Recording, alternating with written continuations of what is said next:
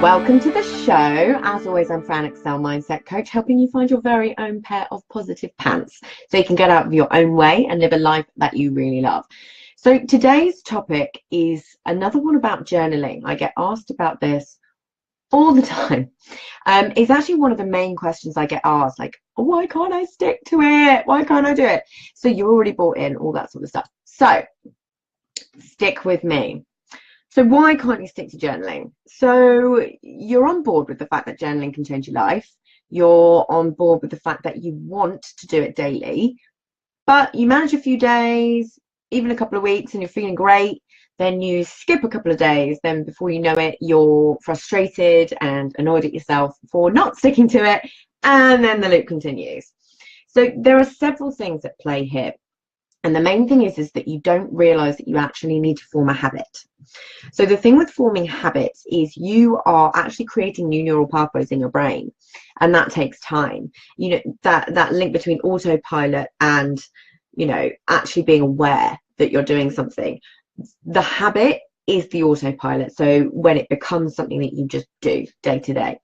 So at the beginning stages of forming a new habit, you need some accountability, a little determination, and to understand that it is tough in the beginning.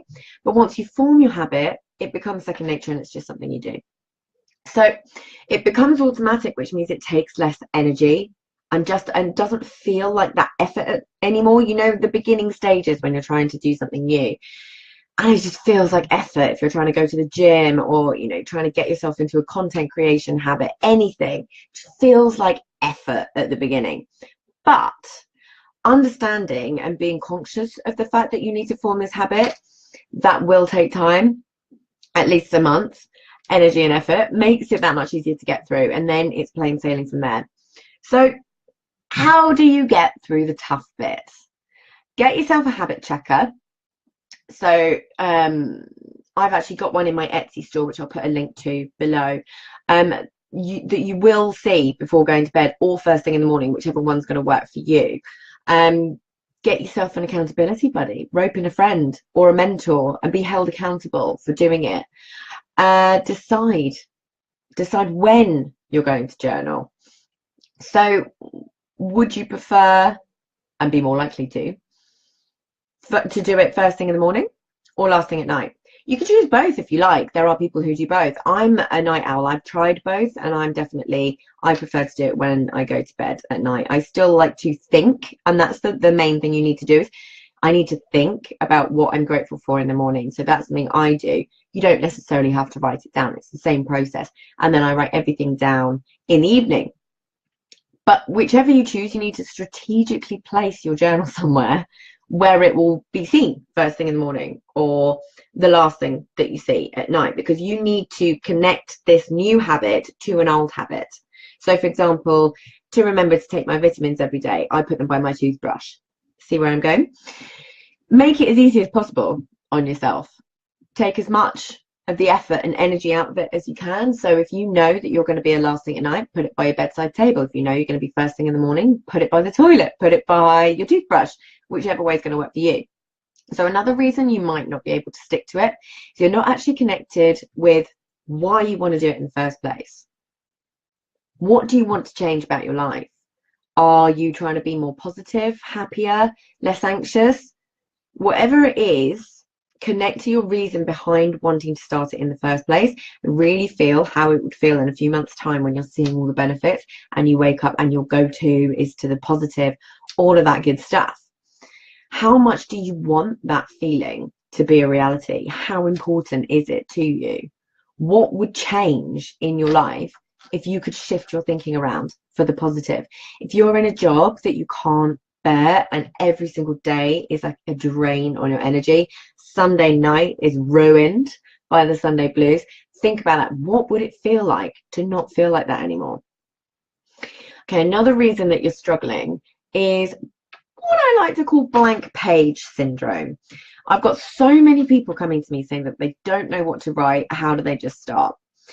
Then, you know, they buy the pretty journal, you know, the one with the inspirational quote on the front.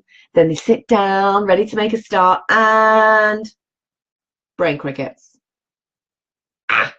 So here's the thing. There is no set format for journaling. It has to be what works for you. If you're not the Dear Diary kind of a gal, don't do it. I'm not, and I don't. If you've been with me for a while, you know that. 5 minutes a day, that's all you need, and you can change your life. I am a huge fan of lists and prompts. So I use the same prompts every single day. It's quick. You can dip in and out of lists. You can add to them all the time. It gives you that structure and a format to follow. So you never have to worry about that blank page moment. And once you've mastered what works for you, you'll naturally do it.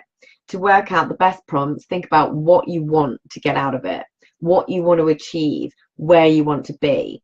So if you're struggling with confidence, use lists and prompts specifically for that. And I've got a load of content on that as well. Don't try to tackle everything at once. Have a look at my printables on Etsy for some really, really great prompts and exercises, and they will really, really help you get started. I'll put the link in the notes below so you can go and have a look. Things like the wheel of life, what's your ideal day, list of achievements, all these different things that do amazing things to your mindset.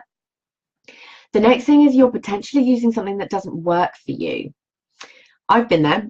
When I started, I used a journal that had a to-do list in between my mindset stuff. I mean, to me, that is the definition of counterintuitive. Why would you put something that brings you stress and overwhelm in amongst your positive thinking and gratitude? But, you know, equally, someone else may want just that. It's completely up to you. This is why I love printables and created my own, because that way you can find the ones that are perfect for you and essentially create your own perfect journal. You buy them once and then you print them out again and again and again and again. So there are a few of the top reasons that you're struggling to start your journaling habit. It is a habit that you have to form, okay? It's 100% possible. There's nothing wrong with you. You aren't doing it wrong. Give yourself a break and acknowledge that forming new habits is hard, but I wholeheartedly believe that journaling can and will change your life if you stick with it. It really can. Well, it has for me. So all you need to do is make sure that you try and stick to it. If you skip a day, don't worry.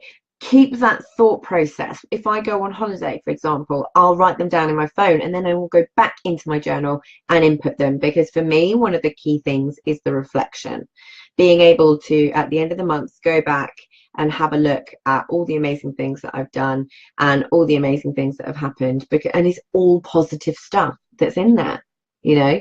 So please do stick to it. And as always, I will see you next week. Thank you for joining me.